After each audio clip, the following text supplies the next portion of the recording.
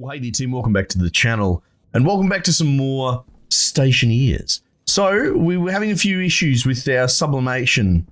We're going to double check it. Well, actually, it won't work at nighttime. Well, maybe it will, because it does go below 0. We'll see what happens. But actually, Dean was in the comments section saying, yeah, nah, it shouldn't. What we were doing just then, it should have worked. So, I mean, that's a little bit more concerning. So I think they're investigating on their side to figure out what's going on. If maybe there's a bug in there. I don't think we could have done it much better. We did really suck this room down to vacuum. It should have worked. But, yeah, so we'll wait till nighttime, which isn't that far off, and we'll attempt it then. Hopefully it works when we hit below 0 and there's no sunlight. But we'll see. We'll see, because at that point then we'll be able to start sort of like smelting steel and all that sort of thing. Okay, what else can we do in the meantime?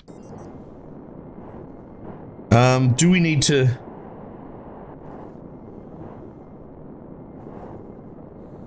They look grown to me, right? Let's check in. Just because I'm terrified of losing my potato. I mean, they might not have had the full day. Set outward. No, so it's set inward at the moment.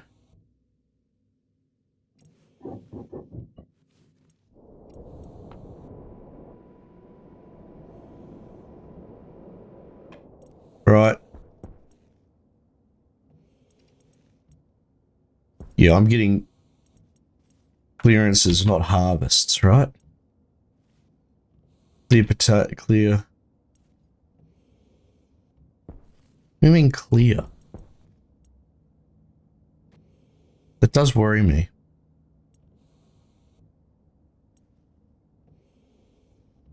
I guess it's still growing if it doesn't have any little health bars or anything like that.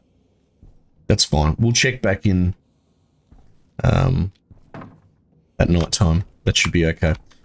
What do we got here? 23 degree. Yeah, look, the temperature's staying up now. They're working on it. And the pressure as well. Okay, cool. Alright, so set inward. So we're starting to really get freed up in the scheme of things. People keep pointing out that I should connect this up, so I probably should. Maybe we'll do that now. Where's my copper at? 4 copper is not a lot. Let's turn it all into cable anyway.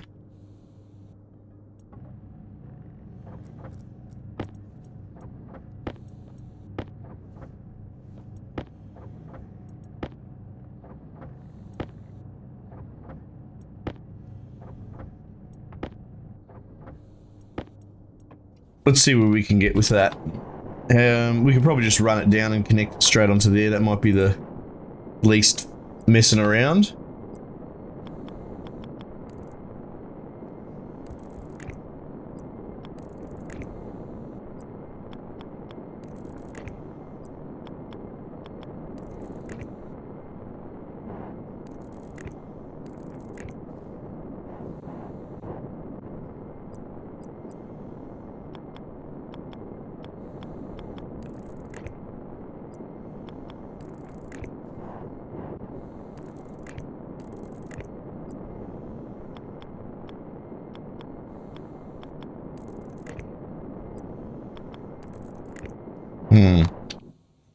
Look up a little bit more of this.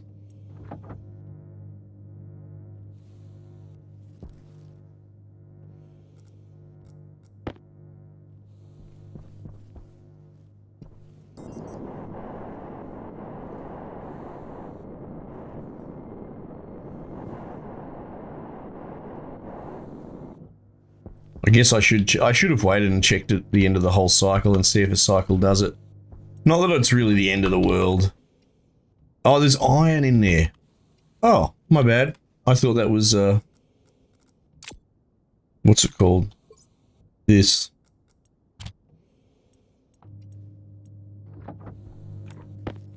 I don't know, just jam you in there for the moment. Alright, so here we go. I'm going to drop this because we're at -18 and there's no sunlight, I'm going to drop some ore straight on the ground and see what happens. Alright, well, that's a good sign. Any reason that maybe it's going to cause me trouble inside this room? No. Okay, so that's interesting. Maybe I mean, I'm not here to necessarily troubleshoot for the devs, but I'm sure they've figured it out themselves, but it's a sunlight related issue. And the sunlight is pretty, I think, basic in its behavior. You know what I mean? Like, it pretty much runs along this axis no matter what. And sort of, as you can see, what I've done with this room out here, that's all you need to get like 100% sunlight. So I think if you just block that axis, you're laughing. So I don't think we were getting some errant beams bouncing off here and through this window and in here to cause us trouble. I'm pretty sure that's not how the sun works in this game. Filter low.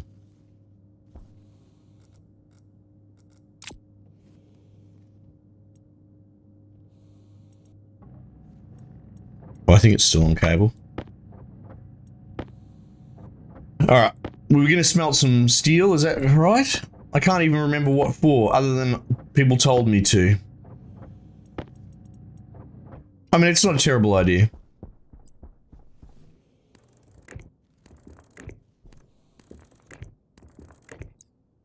Alright, so that's connected. Alright. This can go in here. Right. So, we have capture set up on the outside. This should all be pretty straightforward. Alright, well, we've got some coal. And just for those that are curious as well, it's always good to double check. What if I type like alloy? No, it doesn't do that. Maybe we just go steel. Oh, what's this? Oh, I don't know what that is. That's cool though. Alright, ingot, steel. There you go. It tells you how to make it in the furnace. Oh, you can build it with hydrocarbon. Ah. What, steel turns into steel? Okay, who would have thought? But there's your pressure and your temperature requirements, which this barbarian approach should still work.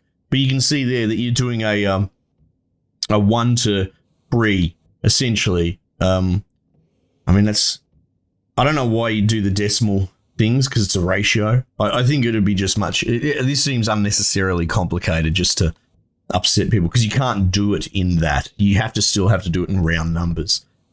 So essentially, you're going to need 1 carbon for every 3 iron is what's going to happen here, right? Like, people can pat themselves on the back and go, oh, but that's the correct ratio. And I'm like, yeah, but it's a fucking video game as well, right?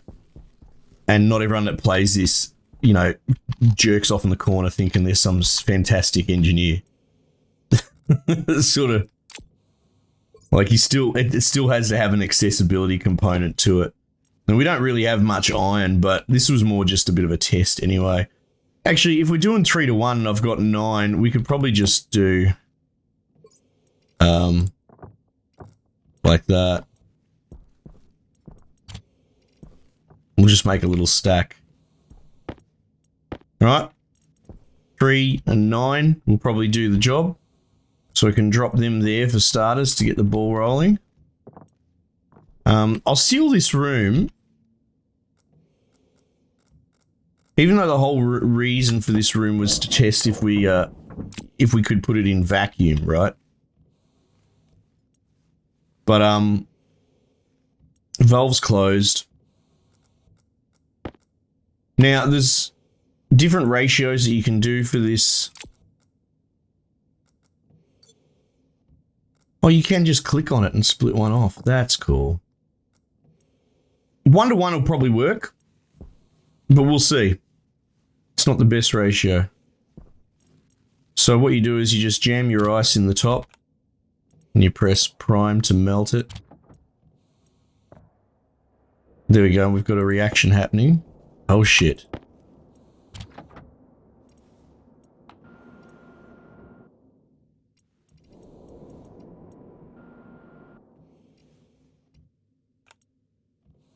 Seems that it does give off gas. Will produce 12 ingots of steel. You can see there, so it's going to do it fine. Well, that's very warm. I didn't realize that it does that. Let's turn this off for a sec and see what's going on.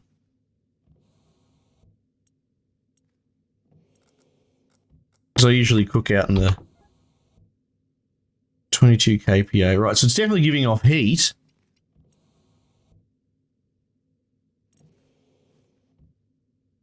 That's interesting. Okay, so if we're working in vacuum, though...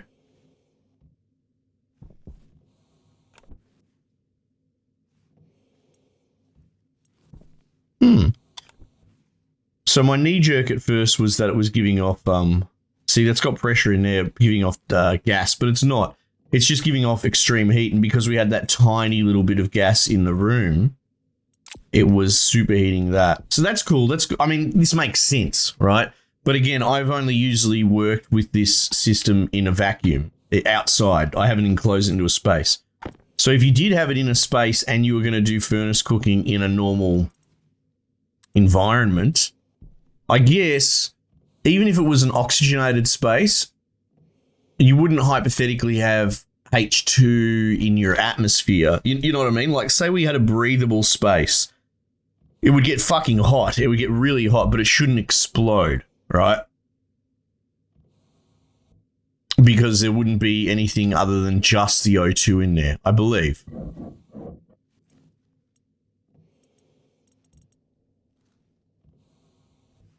Yeah. That's cool.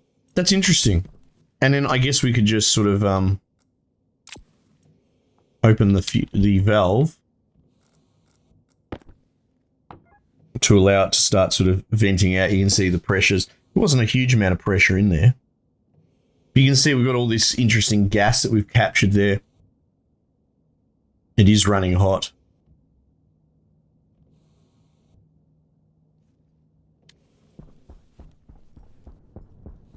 And then it's going into this tank here. But yeah, we still have H2 and O2 mixtures there as well. It's only low pressure.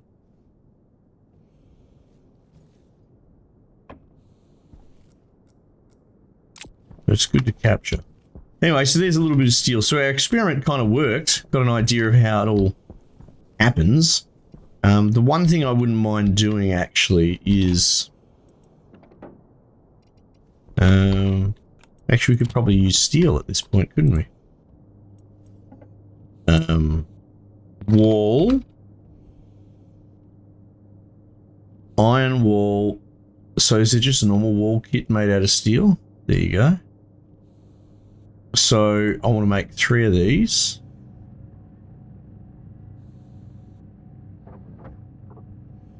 So I'm going to enclose that canister for the moment. I don't really want to heat it up in the sun. I kind of want to cool it as much as possible. Alright.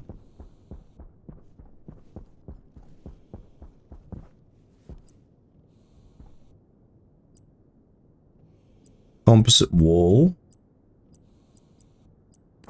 Type 1's fine.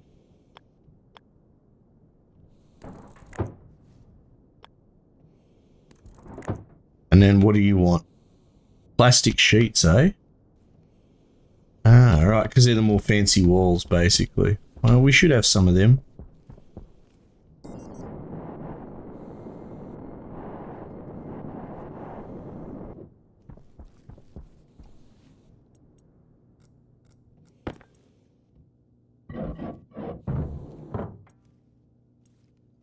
Interesting seeing all the particles move. They're probably getting heated up in there.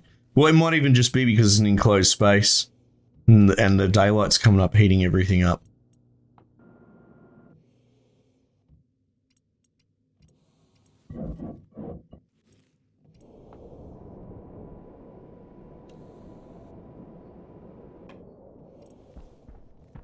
Oh, look at that. We are looking nice.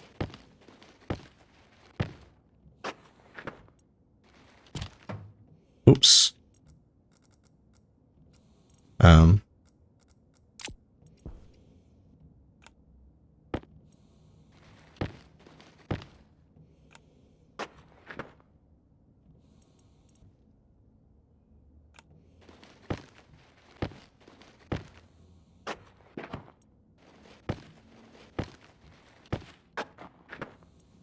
Cool. Keep safe potato just in case. 23, 18. Nice. Oh, the plastic sheets are in my inventory. I'm a silly sausage. That's okay.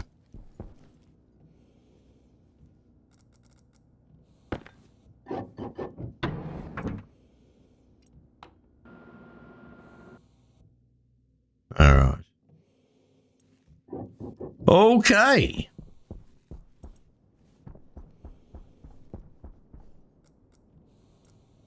You fuck. Alright, cool. Now, the thing is, in light of this interesting glitch that we've discovered, I'm not really sure how helpful that's going to be. Because it seems like maybe sunlight, like, again, I don't presume to know how the code and all that works, but maybe sunlight's permeating walls in a way that it shouldn't. Right? Reference sublimation issue. The whole reason of this is to block the sunlight from this.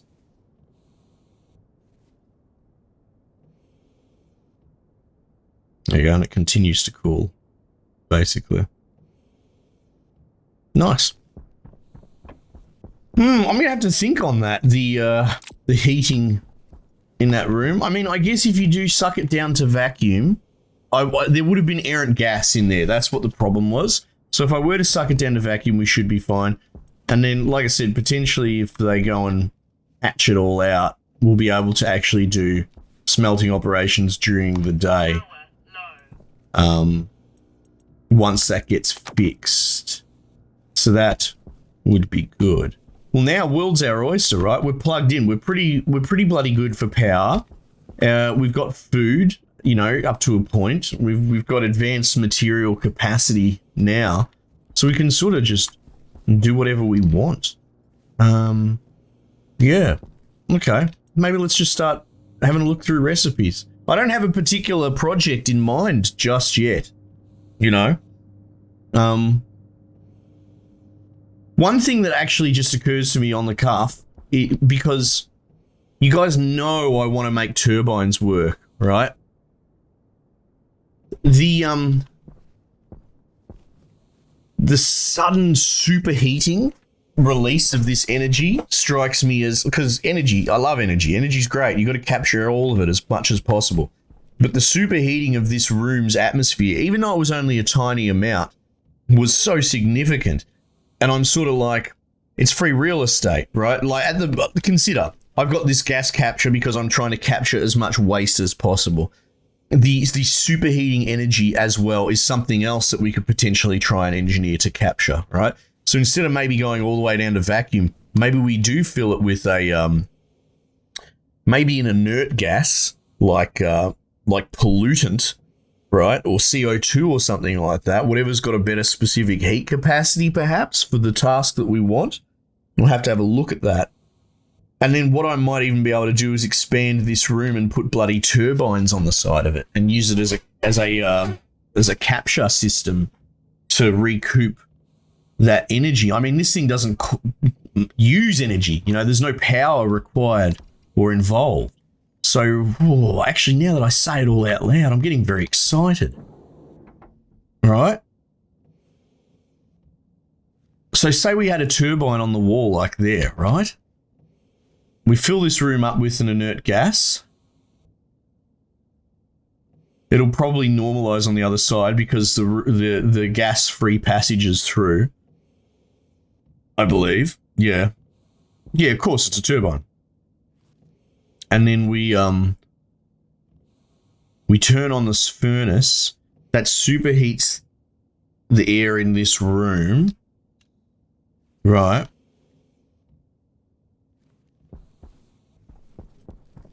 And then that could pass through there as it goes to normalize. Like it expands and pushes out. You just got to be careful because the walls can only hold so much pressure, right? So, I mean, I guess we could just use the static. I mean, it's only 2 kPa, right? In this room.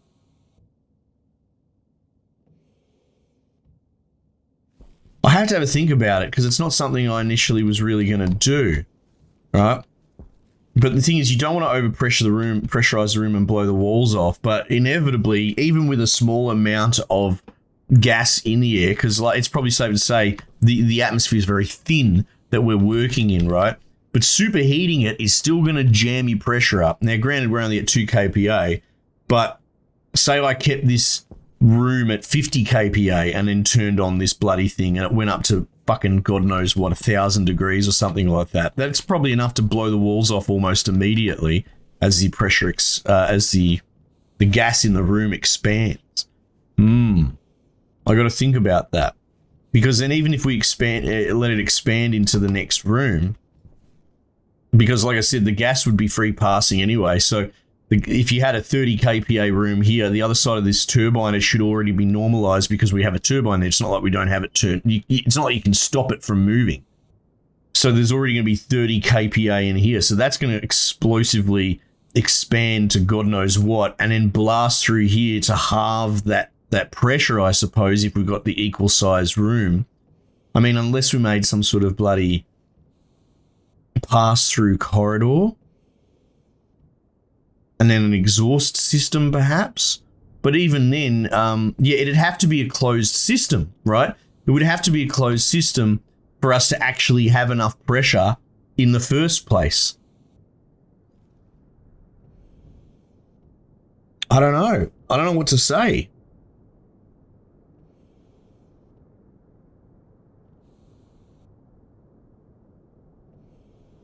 Yeah, I'll have to think about it.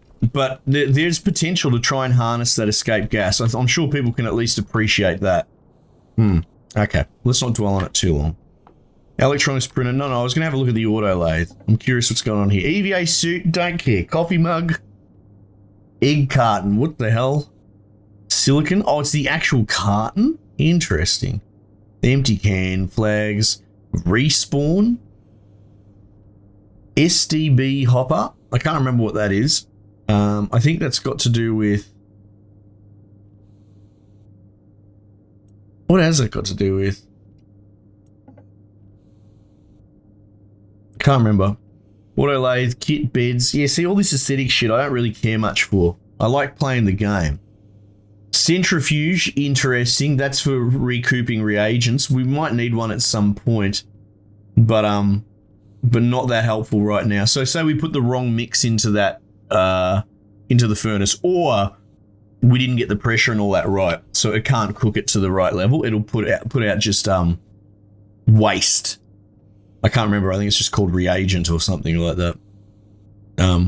Container mount, crate, door, electronics printer. Yeah, so there's a lot of aesthetic stuff here. Pipe bender, ladder. Yeah. Recycler. How is that different from the centrifuge? Maybe you can put anything in the recycler, I don't know. Sorter stacker. Oh, that bloody nonsense. Oh!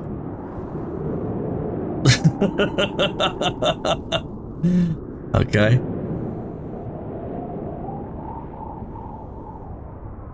Now, what was it? Let's take some readings while this is happening. Temperature definitely drops off, so that's good. That's going to super cool. And 2 kPa. Well, were we at nighttime yet? I can't remember, because this is the temperature of nighttime, is it not? So maybe the temperature hasn't dropped off. I can't quite remember, to be perfectly honest. Yeah, but it's still very, very low pressure. Oh, I've fallen in a hole. Okay. Because we've got to remember, if I jump, I'll zip away. Let's turn that off. Let's go in here. You gotta be careful because when you run in the direction of the wind, it really really goes. Alright, set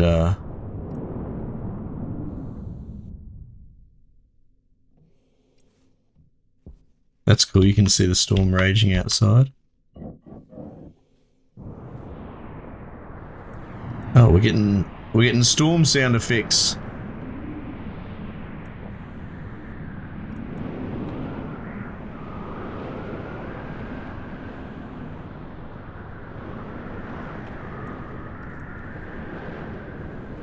Well, that's distressing, isn't it?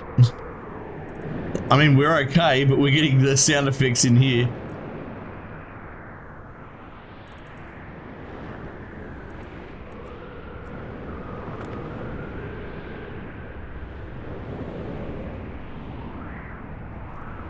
That is interesting.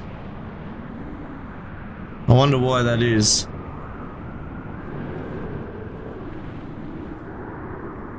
I wonder if sealing this door makes a difference.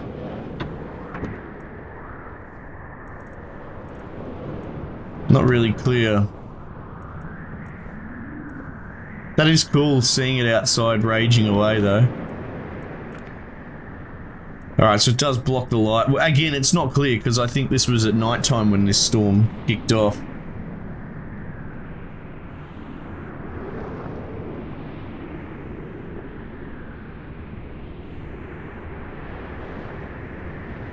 Cool.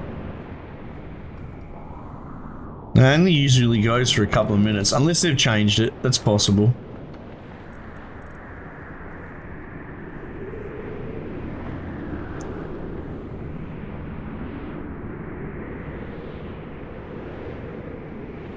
Cool. So yeah, we're kind of sitting pretty. And so I'm at that turning point where quite often I come up with different experiments to try. There we go. Look, it's passed already. I'm absolutely open to, I suppose, suggestions. I'll have to have a think about it as well. I'm not necessarily saying it's going to popular vote. But yeah, like as far as the, dare I say, the gameplay loop goes, we're fine. We're sitting pretty. And then that's where I start to run into trouble. As we've discussed in the past, I'm not a sandbox guy. I don't like pure sandbox games like a Minecraft or something like that. And it's nothing against them. I just like to have an overarching goal. This game, not so much. Not at the moment. I have to wonder where, like, survival for the sake of survival, I'll just say, just to meditate on it real quickly, because I like the Long Dark. Long Dark's a great game, and that, its gameplay loop never ends. You never get on top of it. Not really, right? The idea is that you're always trying to survive. So having survival as the objective works. But because we've actually now hit a point where I'm not going to run out of power, I'm not really going to run out of food, I suppose I need to maybe secure a water setup, because if I run out of water, I'll run out of food, right? So that's probably something to think about, but that's just so not threatening right now that it's not really a priority. The only other thing that I can really think of now, as I say it out loud, is maybe we start aggressively moving towards the building a ship to go to other planets sort of thing, right? Why is that? Well, why not? You know, because we need something to do. That seems pretty long term, but you see my issue, like, there's no there's no real motivation other than the task itself to go to other planets. Perhaps if there was an objective, maybe. I mean, I look at Oxygen Not Included, which is doing space travel recently in all their DLC. And from what I understand, the whole point of doing that is because you just can't get certain resources on certain planets. So your late game will fail if you don't start convoying gear from planet to planet, as I understand it. Whereas this, while each planet's biome is individually difficult to live in and survive, it has its own unique problems, they're still ultimately sustainable within the biome. None of the biomes don't rely on each other. Maybe that's what this game needs. Maybe there are certain types of resources that could only appear on certain planets. I know Stationeers is a much more lighter game. Like, it's not a hardcore survival game, but as far as a solid progress, it's not really a loop, is it? Because the gameplay loop is exactly that. Generally speaking, it goes around in a circle, but it's more of a line, a throughput, a through line. But like Astroneer really leverages that well, where if you want to progress and make the bigger things and get further along, you have to go to these other planets to get all these other gear. So anyway, I'm curious what people might have to say on this. But yeah, like I said, we're pretty much safe as houses at the moment. So I think we'll work towards building a rocket. That should be interesting at the very least to get like if anything, to get the secondary facilities around it, like fuel production, trying to get the mixtures right on that and the storage, that sort of thing as well. But that's the other thing as well. Like I've got power, I've got production of resources and that sort of stuff.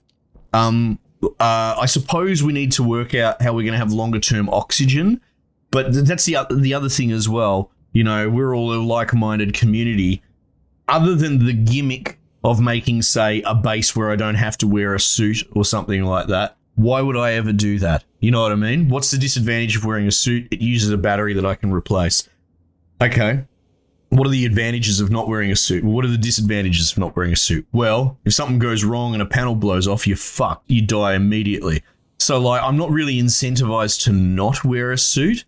Maybe there needs to be another gameplay component there to encourage me to not wear a suit. I don't know. Maybe there's a personal hygiene component. You start getting fucking unwell because you get goobers under your armpits because you're wearing a suit for so long. I don't know.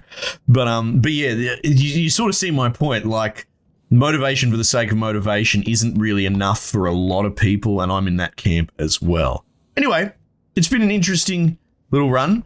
We'll see what we do next. But yeah, it's probably just going to be working towards rockets just because of curiosity to see it. Working towards an atmosphere room, again, for curiosity's sake.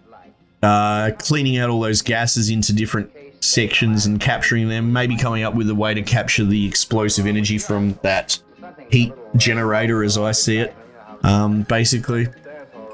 Yeah, I'll be curious what happens when they go in a nuclear direction as well, because they've got uranium floating around and all that, and that really excites me, sorry.